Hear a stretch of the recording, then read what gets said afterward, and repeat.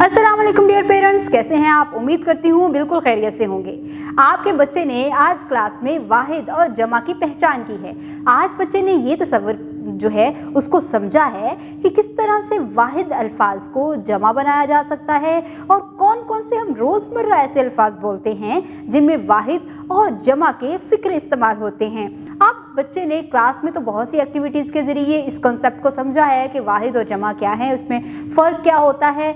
इसके बाद अब बच्चे ने क्लास में जो उसको होमवर्क दिया गया है उसको आपने देखना है, उसकी डायरी चेक करें, उसमें जो इंस्ट्रक्शंस दी गई हैं उसको गौर से देखें और फिर अपनी निगरानी में बच्चों को होमवर्क मुकम्मल करवाएं।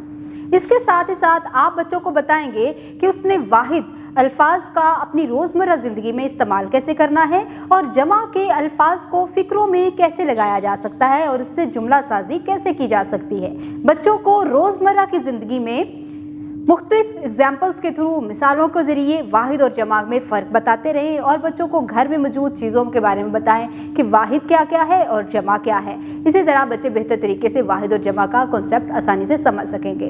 उम्मीद करती हूँ आपने आज की इस वीडियो से बहुत कुछ सीखा होगा। मज़ीद सीखने के लिए हमारे साथ रहिएगा। मिलते हैं अगली वीडियो में, तब तक के लिए खुदा हाफिज़।